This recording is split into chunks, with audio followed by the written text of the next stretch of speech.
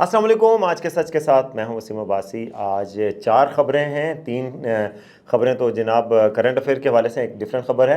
पहली ख़बर जी बहुत अफसोसनाक कि आपको पता है कि हमास के पॉलिटिकल विंग के सरबरा इस्माइल हानिया को तेहरान में, ईरान के शहर तेहरान में शहीद कर दिया गया है। और वो ईरान के जो नए सदर हैं उनकी तकरीब हलफ बर्दारी में शिरकत के लिए वहाँ आए थे।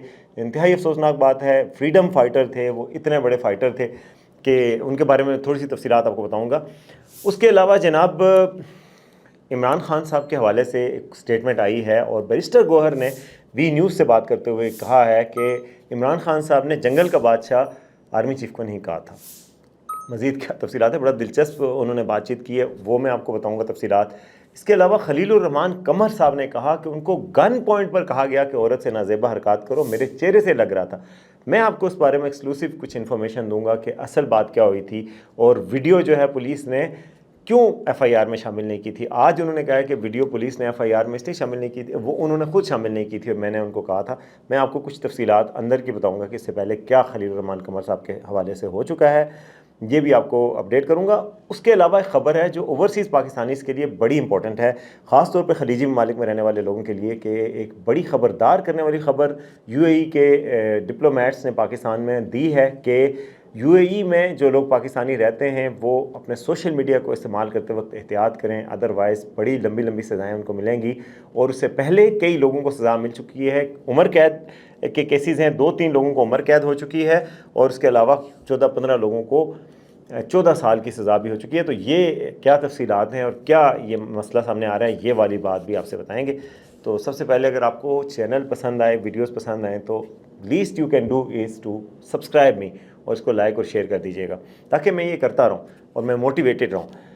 तो जनाब सबसे पहले अफसोसनाक ख़बर, इस्माइल हानिया जो एक फ्रीडम फाइटर थे, फ़लस्तीन के वज़ीर आज़म भी रह चुके हैं हमास के, और वो जनाब आज शहीद कर दिए गए ईरान में। वो ईरान सदर की तकरीब हलफ बर्दारी में शिरकत के लिए आए थे। बाकी भी कई रहनुमा थे दुनिया के, वो आए हुए थे और इनको शहीद किया गया, वहाँ टारगेट किया गया। और शक इसराइल की तरफ से, इसराइल की तरफ ही ऑब्वियसली किया जा रहा है, वो उनके टारगेट में थे, हदफ थे उनका।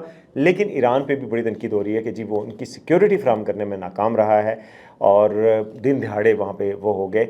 इस्माइल हानिया को खराज तहसीन पेश करना चाहूँगा कि वो एक अजीम शख्स हैं जिन्होंने अपने बेटों की भी कुर्बानी मादरे वतन के लिए दी, अपने पोतों की भी कुर्बानी मादरे वतन के लिए दी। इससे पहले भी इसराइल 3 हाई प्रोफाइल असैसिनेशंस कर चुका है। जो हमास के सरबराह हैं उनका भी 2004 में फ़िलिस्तीन गज़ा में शहीद कर दिया गया था। उससे पहले जो फतह ब्रिगेड था उसके भी लीडर को कत्ल किया गया था। और आज जो है इस्माइल हानिया की शहादत की गई। इससे इंटरनेशनल एक टेंशन्स बढ़ेंगी। ईरान के जो सुप्रीम लीडर है खामनाई, उन्होंने कहा कि इसका रिवेंज हम पर फ़र्ज़ है।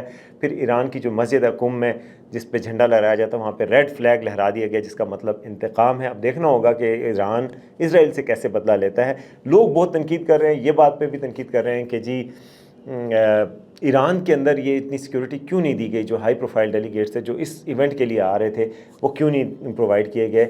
लेकिन मैं आपको बताऊं कि वैसे टू बी फेयर, इससे पहले ईरान के अपने कासिम सुलेमानी को भी शहीद कर दिया गया, उनके सदर को भी मारा गया। तो ये मतलब ऐसा नहीं कह सकते आप कि सिर्फ इन्हीं के साथ हुआ है, वो उनको भी नहीं बचा सके थे।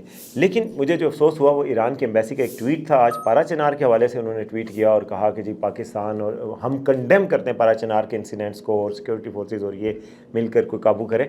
मुझे हैरत हुई कि जहाँ आपके मुल्क में एक बड़ा लीडर उम्मत मुस्लिमा के हवाले से एक हाई प्रोफाइल लीडर आया और कतर में वो इतने दिनों से पुरअमन तरीके से रह रहे थे और वहाँ उनको कोई ख़तरा नहीं था, वहाँ यहाँ आके शहीद हो गए। ये तो आपके लिए सवाल का जवाब देने का वक्त है और आप पाकिस्तान से सवाल कर रहे हैं।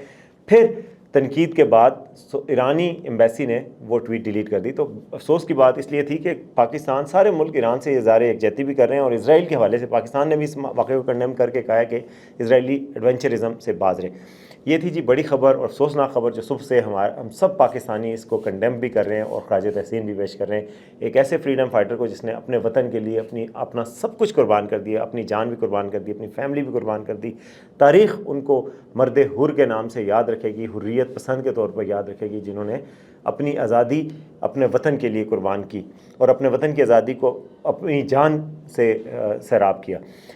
तो जनाब दूसरी ख़बर की तरफ आते हैं जो UAE سے آ رہی ہے، اور میں آپ کو بتانا چاہ رہا ہوں UAE میں مقیم پاکستانیوں کے لیے آج UAE کے جو کونسل جنرل ہیں کراچی میں، عتیق الرمیتی، ان کی بات چیت ہوئی ہے جیو سے، اور اس میں انہوں نے ویڈیو انٹرویو میں باقاعدہ بتایا ہے کہ جو ہمارے عزیز بہن بھائی جو UAE میں رہتے ہیں ان کو ہوشیار رہنا ہے، یعنی خبردار کیا گیا ہے کہ اپنے ملک کے کسی ادارے، کسی سیاسی شخصیت، کسی سیاسی جماعت کے بارے میں تعصب یا غلط انفارمیشن برداشت وہاں نہیں ہوگی، یعنی کہ پاکستانیز وہاں جا کر پاک فوج کے خلاف، کسی سیاسی جماعت کے خلاف، PTI کے خلاف، PTI کے حق میں، اور کسی اور شخصیت کے خلاف، ریاست کے خلاف، ریاست پاکستان کے خلاف پراپیگنڈا نہیں کر سکتے، مس انفارمیشن یا تعصب نہیں پھیلا سکتے، یہ بالکل منع ہے انہوں نے کہا، اور ایسا کرنے والوں کو سخت سزائیں دی جائیں گی۔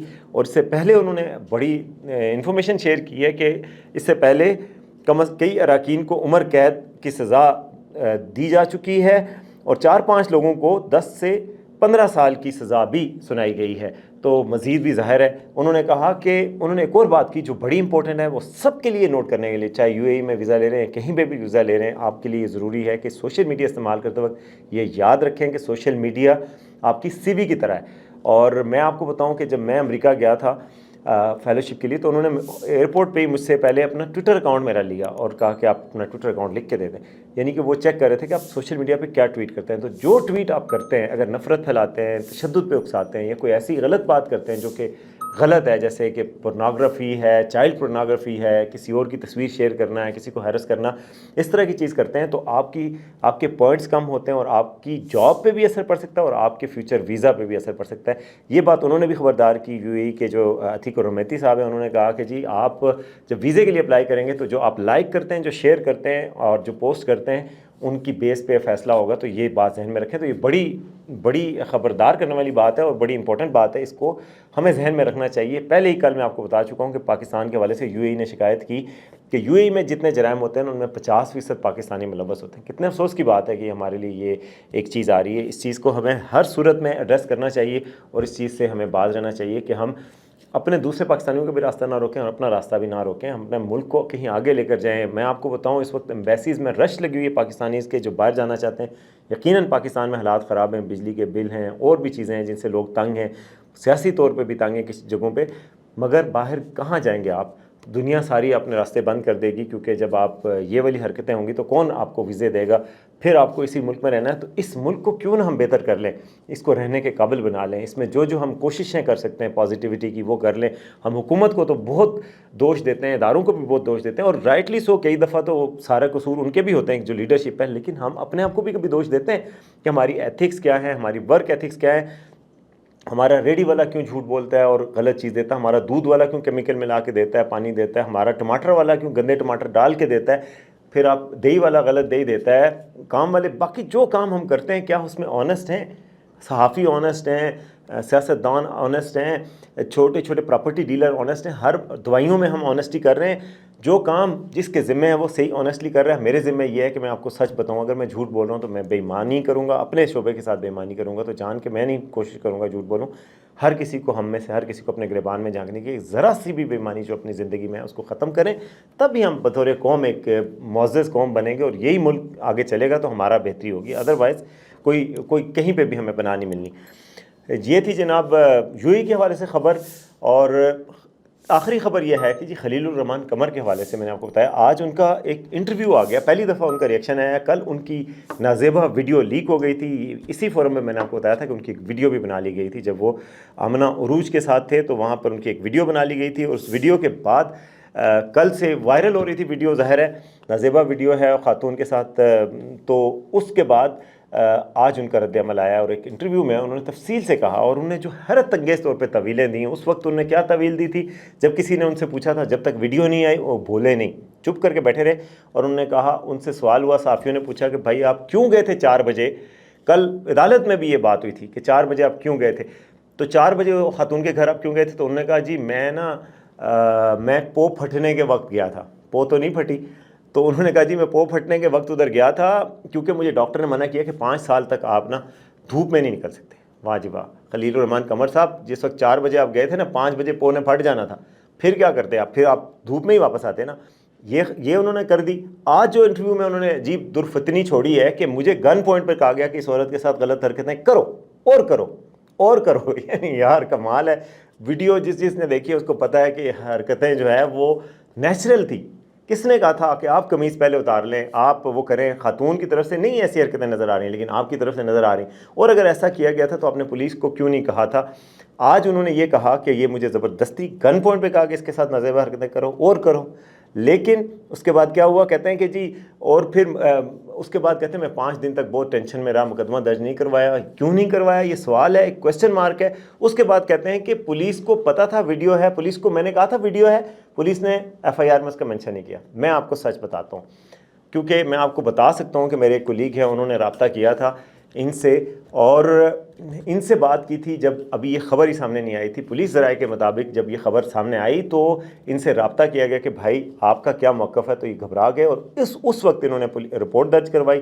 اور رپورٹ درج کرواتے وقت ان کی یہ شرط تھی، پولیس ان کو 5 دن تک کہتی رہی آپ رپورٹ درج کروائیں، بندے پکڑ لیے۔ انہوں نے کہا کہ یار ویڈیو کی وجہ سے نہیں درج کروا رہے تھے، اور انہوں نے اس شرط پہ آمادگی ظاہر کی کہ میں رپورٹ درج کراؤں گا کہ ویڈیو کا ذکر نہ آئے، کہ ویڈیو بھی بنی ہوئی ہے۔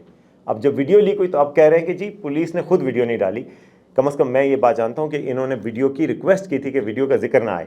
اب آپ ویڈیو آ گئی ہے تو اب یہ کہہ رہے ہیں کہ مجھ سے زبردستی انہوں نے کر کے بنوائی تھی۔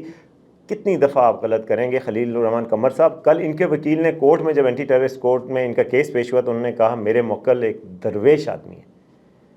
تو جج صاحب حیران رہ گئے، انہوں نے کہا یہ کیسے درویش آدمی؟ تو 4 بجے تہجد پڑھ رہے ہوتے ہیں اور یہ پوپ پھٹنے کا انتظار کرتے ہوئے کدھر کدھر پہنچ گئے۔ یہ بڑی حیرت کی بات ہے، کیسے درویش ہیں۔ اللہ معاف کرے، ہمارے رویے ایسے ہوتے جا رہے ہیں کہ ہم کہتے کچھ ہیں اور کرتے کچھ ہیں۔ انہوں نے کیسے کیسے دعوے کر رکھے تھے ان کے حق میں، تو یہ کہا تھا خلیل الرحمان قمر تیری جرت کو سلام۔ وہ پرچم وہ بھی لگے تھے، لوگوں نے ان کو کہا کہ یہ پتہ نہیں یہ کیا ہے، ان کی تصاویر، ان کے آئیڈیاز دیکھیں، یہ کیا کیا کرتے تھے، نفرت پھیلاتے تھے۔ اب جناب ان کا، اب اللہ معاف کرے کہ اس طرح اللہ تعالیٰ ہر کسی کے پردے قائم رکھے، لیکن بہرحال غلط بیانی سے کام نہیں لینا چاہیے۔ یہ تھی جی آج کی خبریں، امید ہے آپ کو پسند آئیں گی۔ کمنٹس میں ضرور بتائیے گا کہ آپ کو کیسا لگا، اور دیکھتے رہیے آج کا سچ ہے۔